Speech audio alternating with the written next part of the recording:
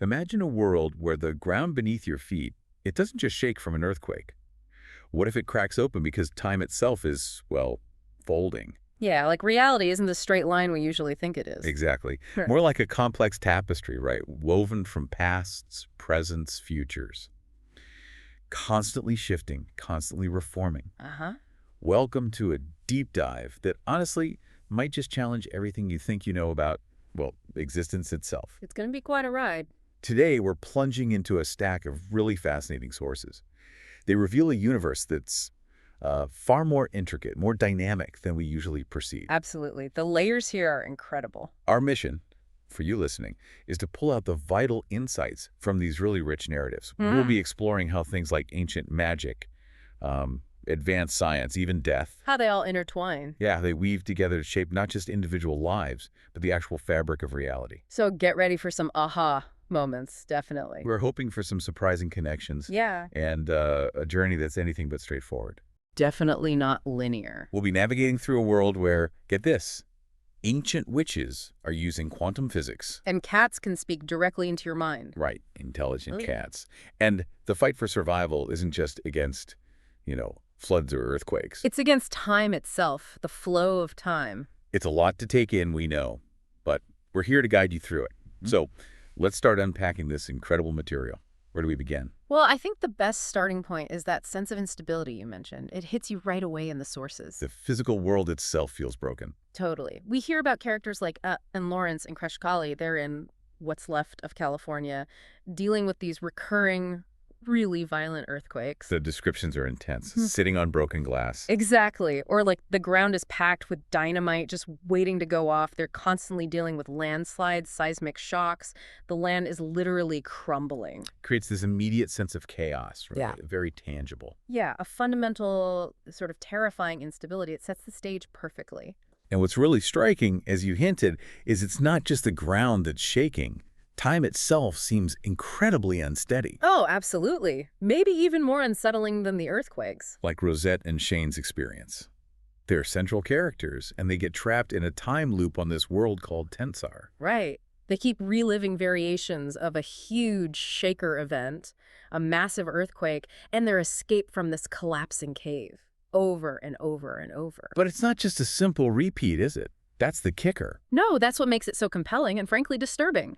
It isn't perfectly identical each time. It's subtle. It evolves. So they remember the previous loops. They do. They learn from them. The sources say they actually learn each other's languages during these loops. They practice music. Wow. So even in a trap, there's change. Exactly. The environment changes in small ways, too. The text even mentions they eventually never go out into the swamp anymore. The loop itself shifts based on their actions and memories. So it's like this strange adaptive prison. Kind of. It shows that even within this seemingly fixed cycle, there's room for learning, adaptation, maybe even a weird kind of growth. And you see their different reactions. Rosette is just determined to get out. Fiercely determined, while Shane gets more and more pessimistic, seeing it as completely inescapable. It's a fascinating look at how people cope with that kind of existential dread. Definitely. And it makes you wonder if time can be this malleable on a personal scale. What about the bigger picture? The grand scale? Precisely. And that's where the sources introduce something truly mind-bending. Hotha, he's the leader of these shape-shifting people called lupins. He gets this profound, almost unnerving glimpse into the symmetry of time. Symmetry of time. What does that even mean? He perceives time flowing both ways, both directions. Whoa. Okay, that breaks everything we think we know. We see time as moving forward, right? Low entropy to high entropy. Broken cups don't just reassemble themselves. Exactly. That's our standard model. Forward motion, increasing disorder. But Hotha sees something completely different. Radically different. How? Is it just a feeling, or does he explain how this is possible? He suggests it's not just theoretical. It can actually be observed outside of closed systems. Okay. He talks about these corridors, pathways between universes, and if two opposing universes line up next to each other. Opposing universes. Yeah. He says, our past is their future, our past. Wait, so my tomorrow could be their yesterday? That's the implication. Cause and effect get completely inverted. between these realms. It fundamentally redefines causality, at least in those spaces. That's deeply unsettling. It forces the characters, and us, I guess, to rethink what now even means. Absolutely. And if your future could literally be someone else's past, What does that do to your sense of free will, or cause and effect in your own life? It's a heavy question. it really is. And it directly impacts how these characters navigate or try to navigate between these many worlds. Which brings us to the travel itself. It sounds like getting between these worlds, Earth, Gala, Tensor, is chaotic. Oh, it's perilous, constantly challenging. They mainly use portals in these corridors we mentioned. But they're not like reliable train lines, I take it. Far from it. The sources say they can be askew or even deliberately tampered with, meaning travelers can land not just in a different place, but a completely different time than they intended.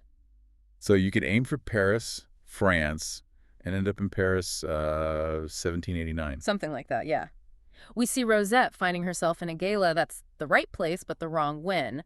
Or Jarrod, he's a key ally, sees a mirror universe where the sun sets in the opposite direction. Little details that show reality is fundamentally warped. Exactly. It's not just about reaching a new spot. It's about landing in potentially a totally different moment. Yeah. And they don't navigate this alone. Right, the familiars. This was one of the most fascinating parts for me. These aren't just pets. Not at all. They're sentient, highly intelligent beings.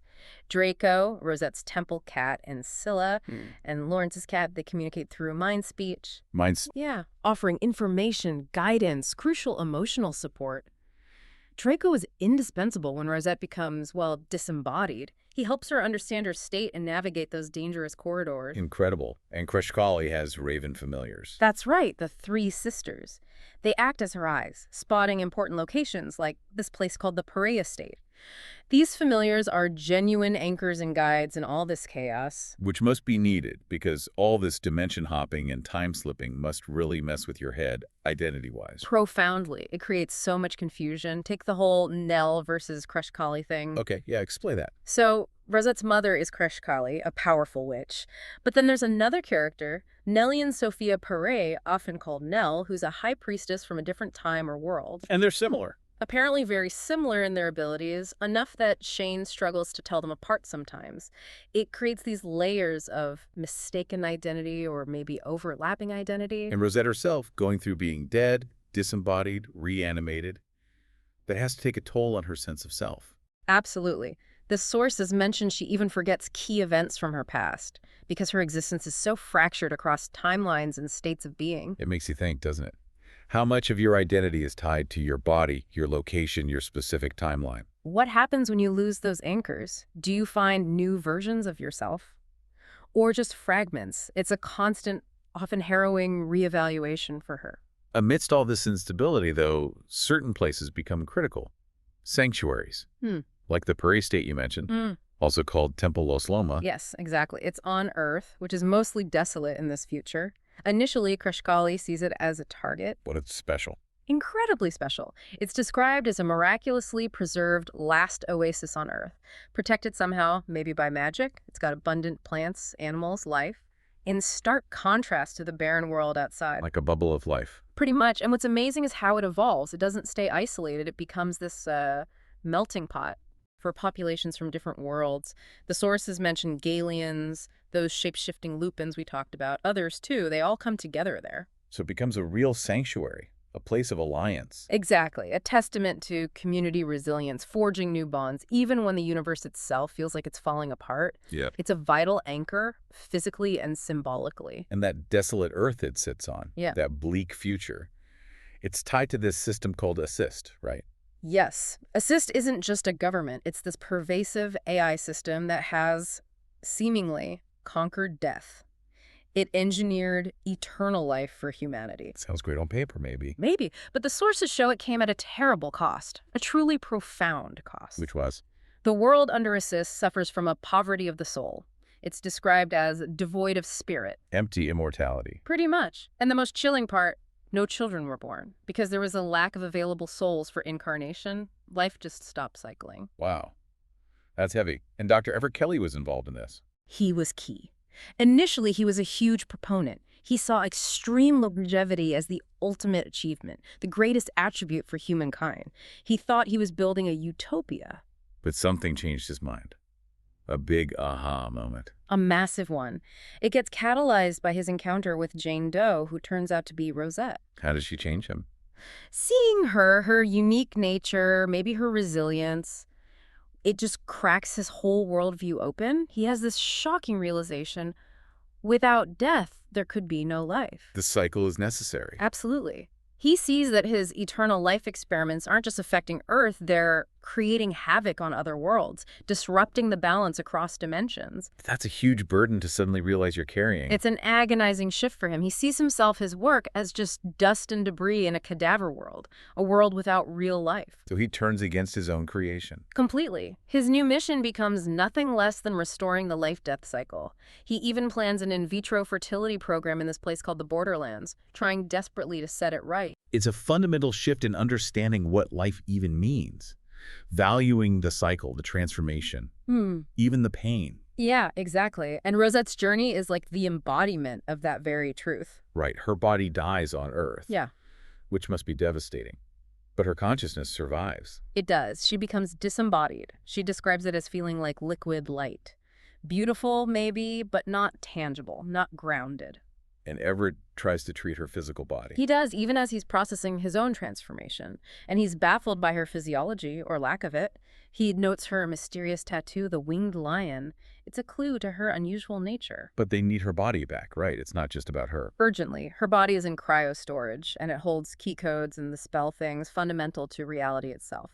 Assist wants her DNA to control these things. So it's a race against time, essentially. Definitely. And what follows is this incredible, complex, multi-world plan to revive her at Temple Los Loma. Involving magic and science. Both.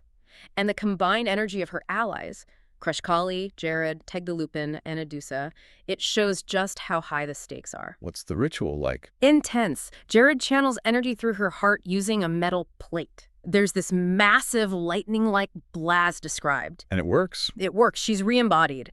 And the sources describe her joy, her relief at experiencing the tangible world again. The feel, the smell, the taste, after being just liquid light. It really underscores the value of, well, being alive. Yeah. In a body.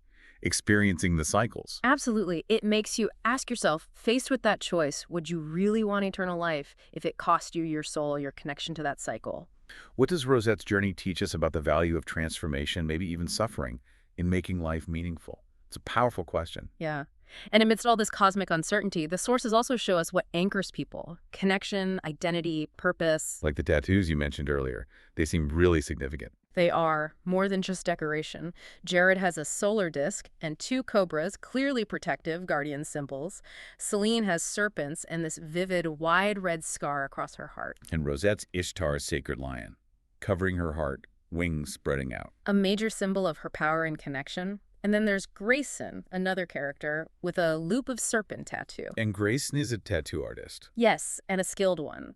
The sources even hint he might be capable of DNA tattooing. DNA tattooing, what does that imply? It suggests these marks aren't just ink on skin. They might be fused with genetic identity, with inherent power, a blend of biology, art, magic perhaps, a way to anchor yourself when reality shifts. Fascinating. And then there are the Lupins, the shapeshifters. Right. Not all are friendly, some are wild, but many become crucial allies. Hotha, their leader, is very wise, and Teg, Kreshkali's apprentice, plays a big role. What makes Teg special?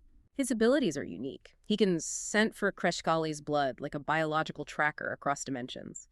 And he shifts between wolf form and a bipedal, more human-like form. They're versatile, instinctive allies. And they integrate into Temple Los Loma, too. They do, which again highlights that blending of different species, different cultures, finding common ground in that sanctuary. And weaving through all this grand cosmic stuff are the personal relationships. The human element. Still incredibly important. Maybe more important because everything else is so chaotic. We see Rosette and Jarrod's bond. It seems deep, complex. Very. It goes beyond just romance. There's this moment where he wants them to have a child, not just for personal reasons, but to preserve her unique key codes, her genetic and possibly magical lineage for the future. Wow. Talk about high-stakes parenting. Yeah. Then there's Grayson. Yeah, Grayson's unrequited love for Rosette is quite poignant. He seems to understand that her life, this constant, unpredictable battle, just isn't compatible with the stability he craves. That's sad, but realistic, I guess. And you also see Shane and Celine. They start out just trapped together in that time loop. But they develop a real connection. Yeah, finding shared purpose, relying on each other. And even Lawrence, Rosette's father, he's on his own journey, trying to figure out his role, his feelings as a father to this extraordinary daughter in these insane circumstances.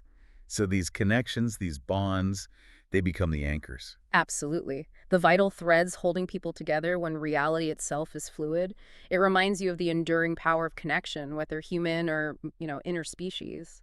So wrapping this up, we've journeyed through lands that are literally collapsing, timelines that bend and loop. Explored worlds where death was abolished, only for life to be reborn through this incredible mix of magic and science. And we've seen how identity, relationships, ancient wisdom, futuristic problems, they all just collide and intertwine. It really redefines reality as we think we know it. These sources, they paint a picture where the rules of the universe, they aren't fixed laws, are they? Not at all. More like, the text is anybody's game. Dynamic, shifting, maybe even negotiable. So if time can flow both ways, if portals can dump you in different whens, And if the biggest breakthroughs come from unexpected places, like a cat's mind or a tattoo, what does that mean for the boundaries we perceive in our reality? that's the final thought, isn't it? What seemingly separate things in your world right now might actually be connected? Connected by some unseen symmetry? Or maybe an unwritten spell? Something just waiting for you to discover. It definitely leaves you thinking.